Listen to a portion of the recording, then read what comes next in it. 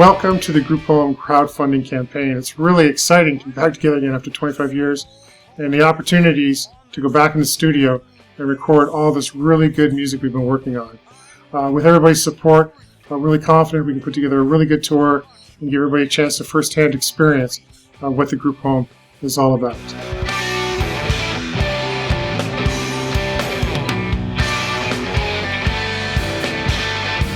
There's a real hunger for something new and strange. Like in music, you can constantly pursue this stuff. There's a gigantic underground, and people that say, they're not making any good music anymore just are clued out completely. There's just stuff out there, like just thousands, millions of bands, and they're creating really vital, fantastic stuff that'll blow your mind.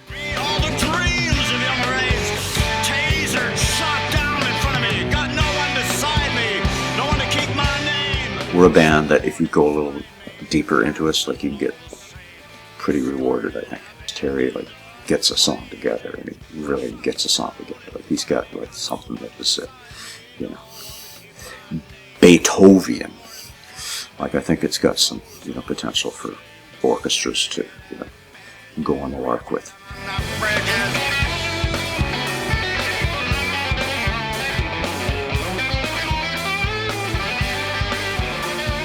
In a way, I don't think any of us could do anything without each other. There's no way I can get anybody to sing in this band. I've tried, Mark's the only one.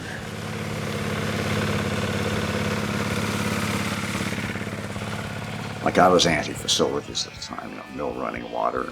I was just kind of enjoying the idea of no electricity. I wasn't contaminated by, electricity. I didn't require that stuff to be pumped into my house. Darren, he really likes what we do. His tastes are perfect. And he busts his balls. He does everything that we need done.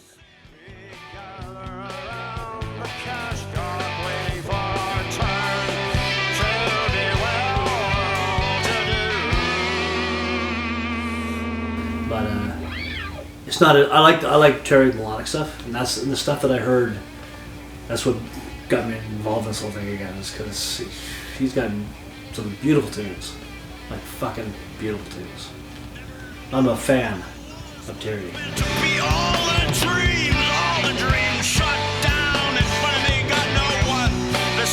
The melodies are fucking wicked, and the sentiment is fucking wicked. Mark's vocals, even though he didn't write the lyrics for those are Terry's lyrics. They're very varied. When you start listening, listening to it, he's not. This doesn't happen by accident. None of that shit happens by accident. It's all well thought out. I think it's really clever. When Chris says he's going to come back and play with us, he said he's working with somebody in the film industry, a recording engineer named Tim Critch, who he shared our music with and said would be willing to come in and work with us at the studio. And that Tim had worked with a lot of really notable artists, including the Rolling Stones, David Bowie, Yoko Ono, Aretha Franklin, U2, and all these, really amazing resume and also knowledge of the workings of a recording studio, having authored some books about recording engineering himself that they use in textbooks in the local recording engineering schools. Anyway, I just said, "Wow, that sounds great." And said he played the music for him. He says he liked it, and he'd come in and work with us a little bit. And so we've been working with him, and worked with him and Chris doing the recordings, and still working with Tim and with the recordings. And it's just been a really wonderful experience for us to work with. The music is really rather intricate. He's got some, 3 measure beats in there. It's there's only 3 in there. Well, that's odd. And then you go back and hear it and you think, well, that works perfectly. So he appears to layer levels in 3s, which is nice. Jimmy Page used to do that. Have 3s in the guitars and then 4s in the drums and stuff. Well, the thing about Terry's music is he's got a lot of real world experiences, and he basically he can appreciate the classics. He knows what Hendrix was doing, and and he knows what Adrian Belew was doing, and he's a big fan of King Crimson.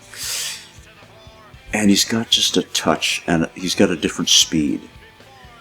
He plays at a different speed, and he can go places that people don't go, that you wouldn't think would work.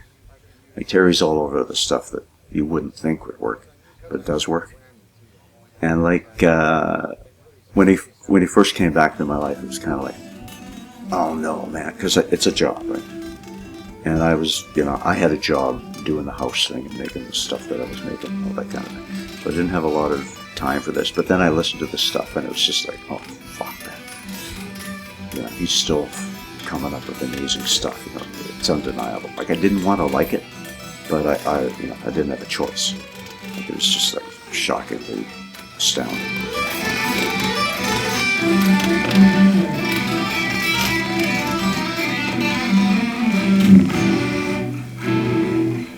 That's it. We began going to tour, our first show being on January 1st, which is 1987, if I'm not mistaken, in Detroit, Michigan.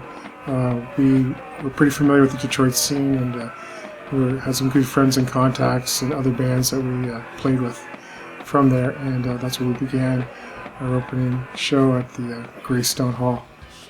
Mark had, as he is the finder of many very interesting things that he both finds and creates. This old school bus, I can't remember what year it was, I'm guessing it was in 1972 or something like that. Guy had chopped the roof off and built like a big box, so it had a loft at the back end of the bus and a loft over the hood. And it still enabled us to tour across and play places across Michigan, Ohio, Connecticut, New York, Pennsylvania, Virginia, and so on.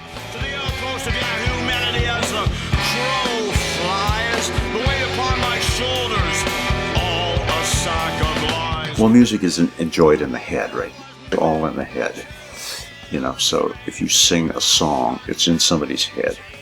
You filled somebody's head with, wonderfulness. And that's what I want it to be. We definitely want this to be the focus in our lives creatively right now. But the realities of life, like if we're there for anyone else, are daunting as usual, as just trying to afford just to survive. And the time and the money it takes to the commitment to give this the opportunity to happen has been a lot of work and a lot of effort and sacrifice up to now.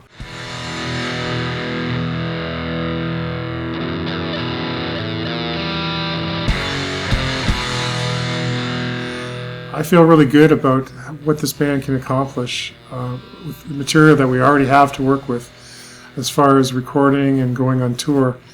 And really excited about the opportunity to share this around the world with a lot of people who I think would like to become part of it and would appreciate it.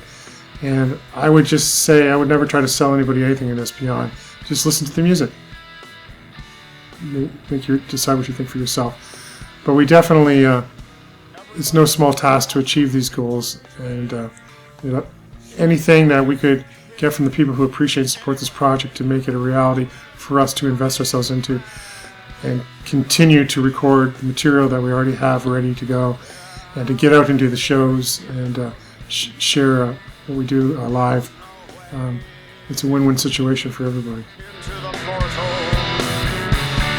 Without being greeted, you're gonna get greeted.